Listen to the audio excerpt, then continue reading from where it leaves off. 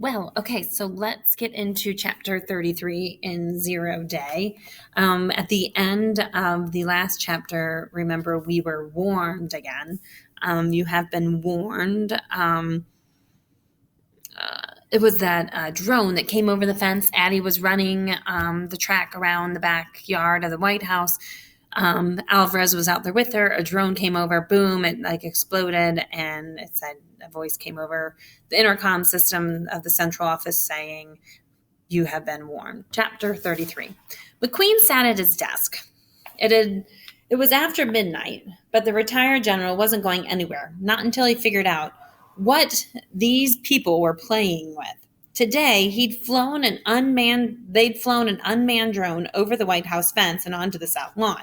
McQueen figured the jerks would be dancing in the streets after pulling off that stunt, especially since the drone had crash landed right next to the president's daughter. But instead of sending out the usual after the fact missives to the press, Serbius had suddenly gone dead silent. Didn't make sense. Of course, President Webster and his close advisors were already declaring victory amongst themselves, convinced they had the hacktivist on the run.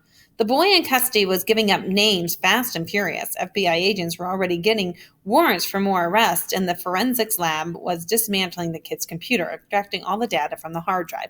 Okay, I'm just going to go out on a limb and say that maybe he allowed himself to be caught. That's part of what's going through my mind right now as I'm reading this. But the whole thing made McQueen suspicious. It was too neat, wrapped like a Christmas present with a pretty red bow on top.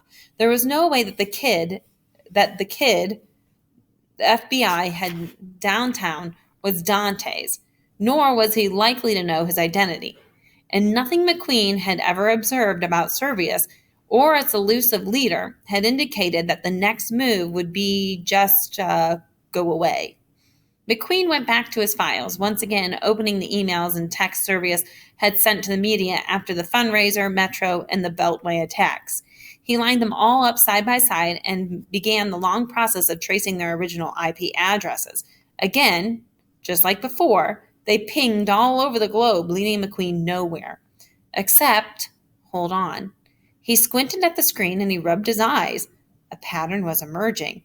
Breathless, he traced another email. Bing! McQueen laughed to himself. Maybe they weren't so careful after all. Maybe they'd gotten a little too arrogant and had finally left a trail that would lead McQueen right to their front door. Well, that was the end of that chapter. It's pretty short. Let me check. Oh, and 34 is pretty short too, so let's do both of them. Chapter 34. Michael had to grab the laptop to keep it from sliding off the table as the Gulfstream G650 banked left, beginning its final descent. Outside his window, the stone and marble monuments of the most powerful city in the world grew closer. The plane turned, running parallel with the Potomac River below. The cabin smelled like coffee, and Michael felt someone's hot breath on his neck. "Any updates?" his father asked, leaning over Michael's shoulder. "No," Michael said. "Are you certain?" "Yes, father," Michael said, bristling at the words. He was tired of always being second-guessed. Of course he was certain. He wasn't stupid. But it had been 3 days since her last communication. Michael was getting nervous. If something had happened, if anything had gone wrong, she wasn't there. But he was. Michael carefully weighed his next words. "Do you think she's been compromised?" he said. Could that guy actually have told them something useful? The pilot's voice cracked over the intercom. "Please take your seats, fasten your seatbelts, and prepare for landing." Michael's father stood up straight and he walked to the leather seat opposite his son. He sat, pushing his glasses up the bridge of his nose, and he leaned back thinking. Michael and his father were the only two passengers on this private jet, which had spent the night hurtling across the Atlantic. Their breakfast dishes, half-eaten croissants, and empty coffee cups were still scattered across the table. No one would come by to clean them up until after they had landed and deplaned.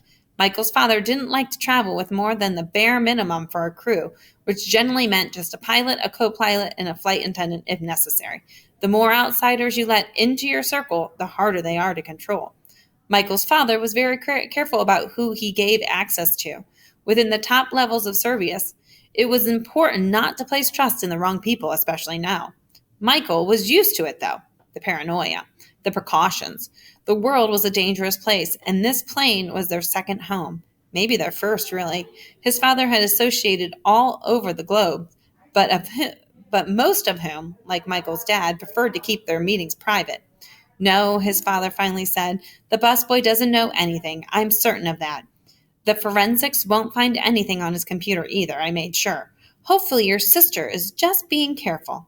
We're reaching the final stages and we have a lot at stake here. I don't think I need to remind you of that. That tattoo on Michael's back throbbed with the phantom's limp.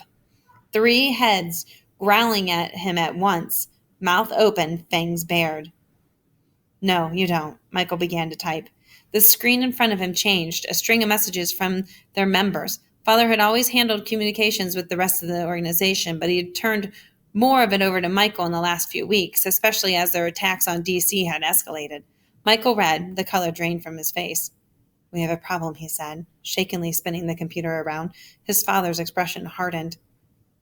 She should have told us, he said flatly. So what do we do? Michael asked.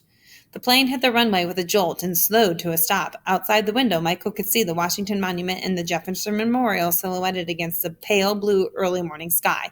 His father turned, and he watched the scene outside for a moment, too. When he lifted his gaze back to Michael, his face was cold. We fix it, his father said. Ooh, what do we do to fix something? Sounds like people die. Okay, more tomorrow.